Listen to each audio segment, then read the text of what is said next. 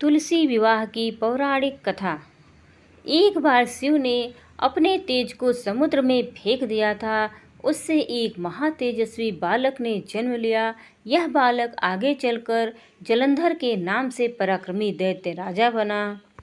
दैत्यराज कामनेमी की कन्या वृंदा का विवाह जलंधर से हुआ। जलंधर महाराक्षस था। अपनी सत्ता के मद में चूर उसने माता लक्ष्मी को पाने की कामना से युद्ध किया, परंतु समुद्र से ही उत्पन्न होने के कारण माता लक्ष्मी ने उसे अपने भाई के रूप में स्वीकार किया। वहां से पराजित होकर वह देवी पार्वती को पाने की लालसा से कैलाश पर्वत पर गया।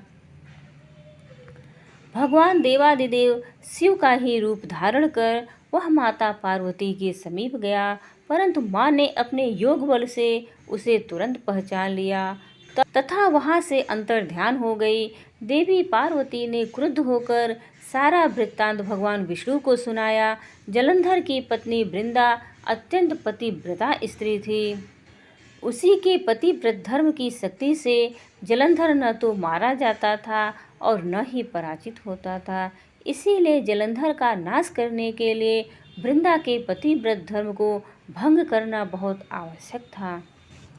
इसी कारण भगवान विष्णु ऋषि का वेश धारण कर वन में जा पहुँचे, जहाँ वृंदा अकेली भ्रमण कर रही थी। भगवान के साथ दो मायावी राक्षस भी थे, जिन्हें देखकर वृंदा भयभीत हो गई।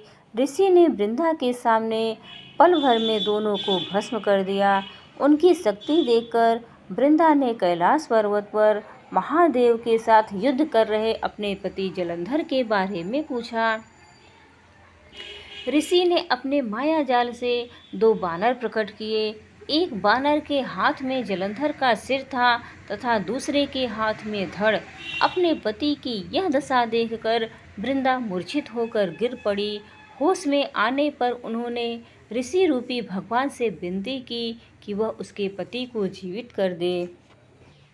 भगवान ने अपनी माया से पुनः जलंधर का सिर धड़ से जोड़ दिया, परंतु स्वयं भी वह उसी शरीर में प्रवेश कर गए। वृंदा को इस छल का तनिक भी आभास न हुआ।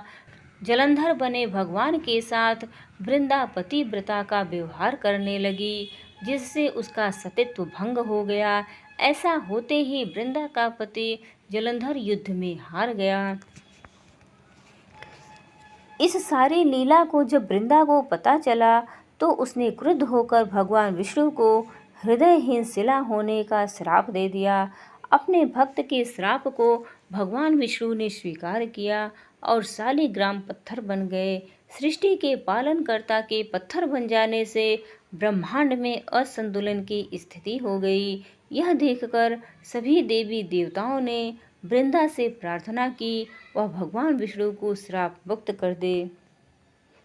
वृंदा ने भगवान विष्णु को श्राप मुक्त कर स्वयं आत्मदाह कर लिया। जहाँ वृंदा भस्म हुई वहाँ तुलसी का पौधा उगा।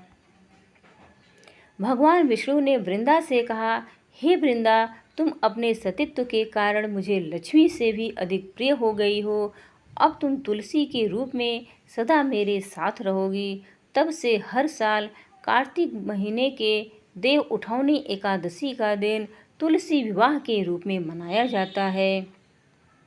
जो मनुष्य मेरे शालिग्राम रूप के साथ तुलसी का विवाह करेगा, उसे इस लोक और परलोक में विपुल यश प्राप्त होगा।